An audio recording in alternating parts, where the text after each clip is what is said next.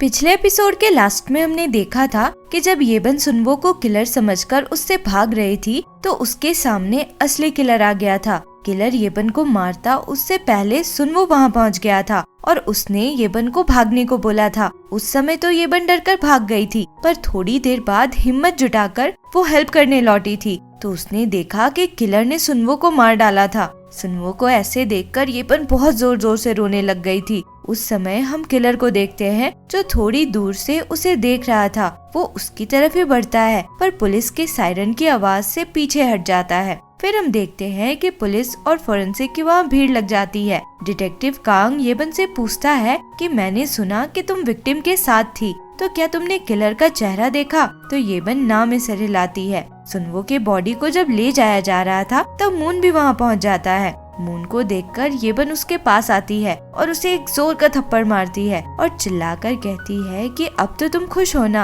अब क्या करोगे तुम? सुनवो तो मर चुका है तो अब किस पे शक करोगे? डिटेक्टिव कांग आकर येबन से पुलिस स्टेशन चलने को कहता है ताकि वो अपना स्टेटमेंट दे सके। मून कांग से कहता है कि इसे प्रोसेस करने का थोड़ा समय तो दो, पर येबन कांग के साथ जाने लग जाती है। मून उसे रोकने की कोशिश करता है तो वो हाथ छुड़ा लेती है। दूसरी तरफ हम जोंगमुक और बाकी दोनों डिटेक्टिव्स को देखते हैं। वो लोग सुनवो के वर्कशॉप पहुंचते हैं ताकि किलर से रिलेटेड कुछ क्लू मिल सके। तो वहाँ उन्हें शामन मिलता है जो बेहोश पड़ा था और उसके सिर से खून बह रहा था। वो लोग शामन को किसी तरह उठाकर पानी देते हैं और पूछते हैं कि क्या हुआ था। तो शामन बताता है कि किसी ने पीछे से उसके सिर पे जोर से मारा था। जोंगमुक पूछता है कि किसने मारा था, तो शामन कहता है कि वो देख नहीं पाया। शामन फिर येबन और सुनवो के बारे में पूछता है कि वो दोनों तो ठीक है ना। सुनवो के मर्डर की बात जानकर शामन बहुत ज्यादा रोने लग जाता है। फिर हम पुलिस स्टेशन का सीन देखते हैं। डिटेक्टिव कांग येबन से पूछता है कि वो सुनवो के साथ क्यों थी,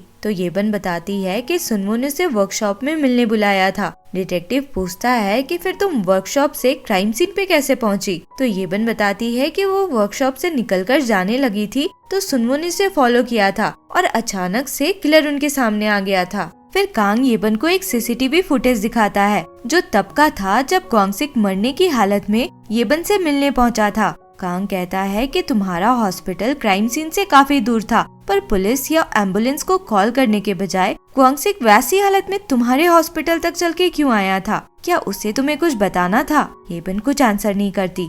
कांग फिर एक दूसरा फुटेज दिखाता है जिसमें वो और मून छुपकर शामन से मिले थे जब उसे क्वेश्चनिंग के लिए पुलिस स्टेशन लाया गया था। कांग पूछता है कि तुमने शामन से क्या कहा था, तो येबन कहती है कि शामन को याद नहीं था कि मर्डर वाली रात वो सुनवो से मिला था, तो उसने बस उसकी हेल्प की थी ये मेमोरी याद दिलाने में। कांग पूछता है कि तुम्हें कैसे पता था कि वो सुनवो से उस रात मिला था, तो येबन आंसर नहीं करती और फिर से चुप हो जाती है। तभी मून अचानक से अंदर आता है और कांग से कहता है कि शायद तुम्हें कोई मिसअंडरस्टैंडिंग हुई है। क्वांगसिक येबन के पास सिर्फ इसलिए गया होगा क्योंकि ईआर जाने में समय लगता और येबन है तो डॉक्टर ही, इसलिए वो हेल्प के लिए गया होगा। और इंटेरोगेशन रूम में शामन के पास इसे मैं लेकर गया था, तो अगर पूछताछ करनी ही है तो मुझसे करो।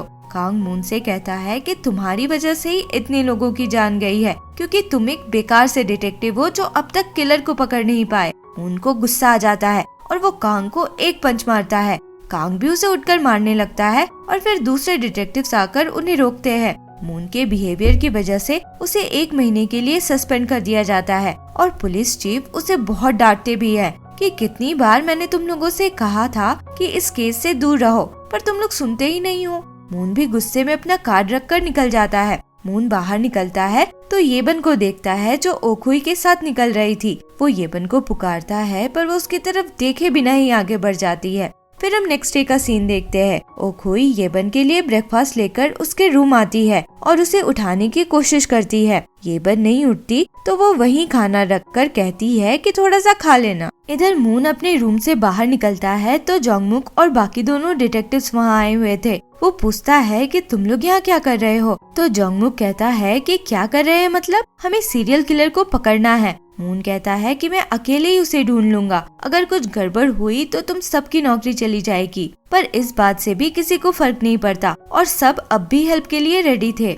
जोंगमुक मून को उसका आईडी लौटाता है जो बहुत मुश्किल से उसने चीफ से वापस लिया था। मून की तो कार भी चीफ ने ले ली थी, तो डिटेक्टिव ना अपने हस्बैंड की कार मून के लिए लेकर आई थी। फिर हम ओखुई को देखते हैं। वो फिर से येबन को चेक करने आती है तो देखती है कि उसने अपना खाना टच भी नहीं किया है। ओखुई उसे थोड़ा डांटती हुई कहती है कि तुम कुछ खाओगी नहीं तो डिटेक्टिव मून के साथ किलर को कैसे पकड़ोगी। इस पे येबन कहती है कि डिटेक्टिव मून का नाम मेरे सामने मत लेना। ओखुई येबन को समझाने की कोशिश करती है कि जो कुछ भी सुनवो के साथ हुआ उसमें मून की कोई गलती नहीं थी, उसके पास रीजन था उस पे शक करने का। ये सुनकर येबन ओखुई पे गुस्सा कर लड़ लेती है और अपने रूम से जाने को बोलती है। ओखुई के जाने के बाद ह्यूनोक येबन के पास आती है और बताती है कि शामन सुनवो के लिए एक रिचुअल परफॉर्म करने वाला है ताकि उसकी आत्मा को शांति मिल सके। ह्यूनोक कहती है कि अगर तुम्हें रिचुअल के लिए कुछ देना हो तो तुम जाकर दे सकती हो। दूसरी तरफ हम मून को देखते हैं जो फॉरेंसिक डिपार्टमेंट आया हुआ था।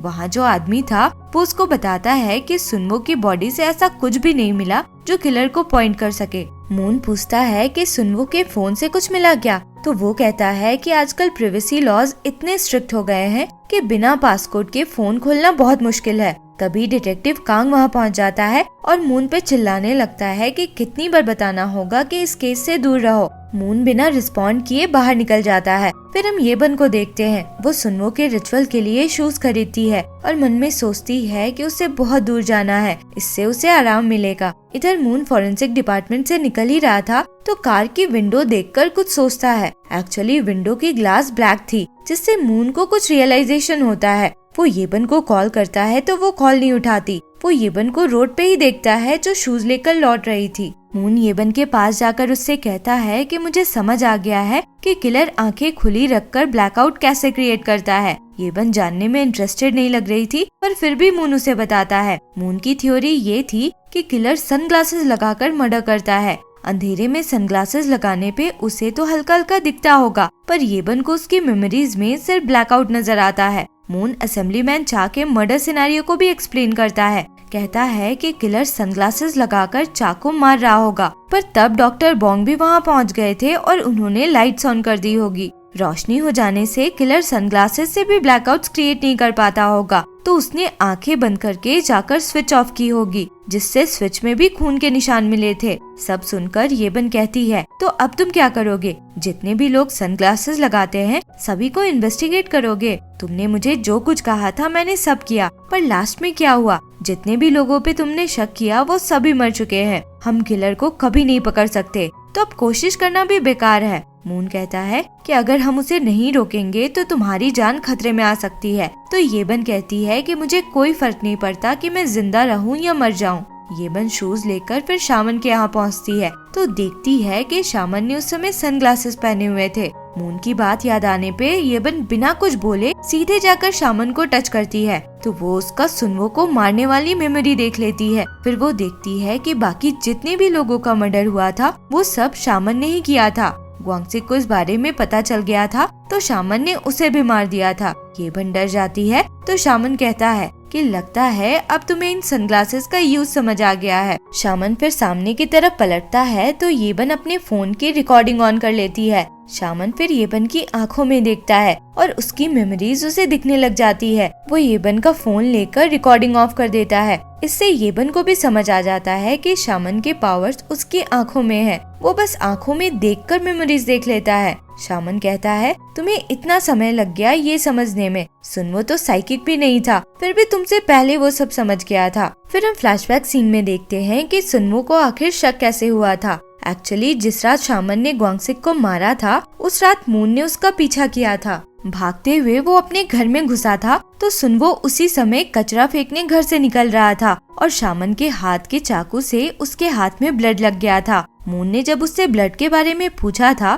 तो उस समय तो उसे समझ नहीं आया पर बाद में वो सब समझ गया था। फिर उसे शामन का छुपाया चाकू भी मिल गया था। सुनवो ये भी समझ गया था कि शामन की आंखों में पावर है और वो उसकी आंखों में डायरेक्टली देख ही नहीं रहा था। सुनवो ने येबन को अपने वर्कशॉप बुलाया था ताकि उस चाकू के बारे में बता सके पर वहाँ अचानक से शामन को देखकर उससे गलती से आई कांटेक्ट हो गया था और बस उसी से शामन ने उसकी मेमोरीज देख ली थी और वो समझ गया था कि सुनवो को सब पता है। और फिर इसलिए उसने सुनवो को मार डाला था। शामन येबन से कहता है कि अगर तुम्हें पुलिस को बताना है तो जाकर बता दो, पर तुम्हारी बात पे भरोसा कौन करेगा? कौन मानेगा कि तुम एक साइकिक हो और तुमने अपनी पावर से किलर को ढूंढा है? शामन फिर येबन से कहता है कि वो उसके ग्रैंडफादर को मारना नहीं चाहता था, पर वो गलत टाइम पे आ गए तो उन्हें मारना पड़ा, पर उसे इस बात का बहुत दुख है और इसलिए वो उसे जिंदा रहने देगा। वो येबन से कहता है कि किसी से कुछ कहने की जरूरत नहीं है, जैसे लाइफ चल रही है वैसे चलने दो, वरना मैं अपना डिसीजन चेंज भी कर सकता हूँ। फिर हम नेक्स्ट डे का सीन देखते हैं। मून येबन से बात करने आता है तो वो फिर से उससे बहुत रूडली बात करती है। शामन दोनों को बात करता देख वहाँ आता है और दोनों की आंखों में देखकर ये चेक कर लेता है कि येबन ने मून को कुछ बताया नहीं था। अगले सीन में हम देखते हैं कि जोंगमुक पुलिस स्टेशन में ड्रंक होने का नाटक करके डिटेक्टिव कांग को डिस्ट्रैक्ट करता है ताकि मून एविडेंस से सुनवो का फोन ले सके।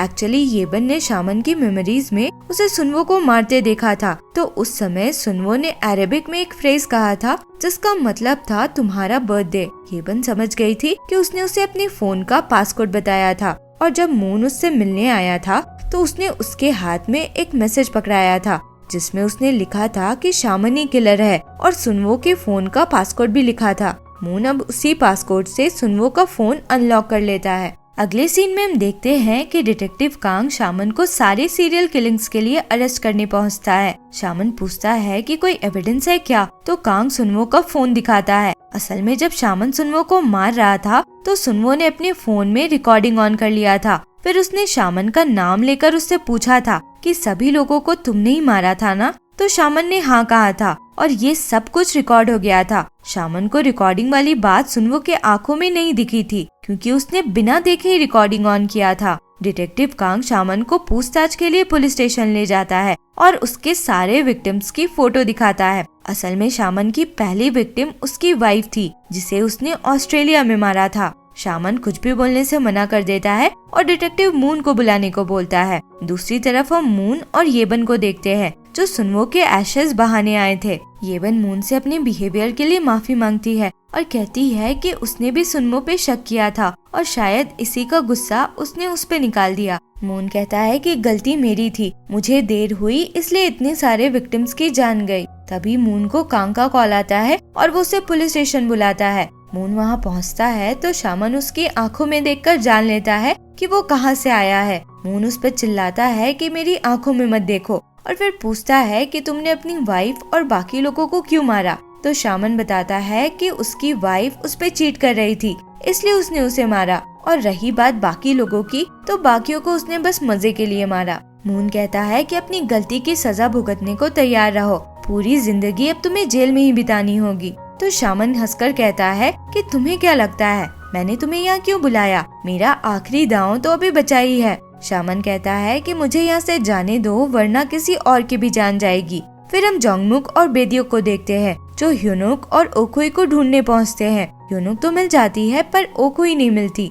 येबन को इस बारे में पता चलता है तो वो भी पुलिस स्टेशन पहुंचती है और शामन पे चिल्लाकर ओखुई के बारे में पूछती है। शामन कुछ नहीं कहता तो येबन उसे टच करती है और उसके मेमोरीज में देखती है कि वो ओखुई को किडनैप करके एक सुनसान सी जगह ले गया था। वहाँ ओखुई को कार से निकालकर उसने अपने रिफ्लेक्शन की तरफ देखकर येबन के लिए ही एक मैसेज छोड़ा था जिसमें उसने कहा था कि इससे ज्यादा हिंट वो और नहीं दे सकता। फिर उसने आंखें बंद कर ली थी और ओखुई को कहीं ले जाने लगा था। शामन कहता है कि उसे ये तो पता नहीं था कि सुनवो ने मरते हुए जो कहा उसका मतलब क्या था, पर वो ये जरूर समझ गया था कि उसने येबन के लिए कुछ मैसेज छोड़ा है, इसलिए पुलिस के पहुंचने से पहले उसने जरूरी तैयारी कर ली थी।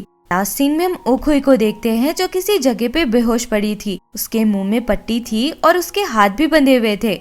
और इसी के साथ ये एपिसोड यहाँ खत्म होता है। आगे क्या हुआ इसके लिए मिलते हैं अगले वीडियो में। अगर एक्सप्लेनेशन पसंद आया हो तो लाइक शेयर एंड सब्सक्राइब करें। Thank you for watching.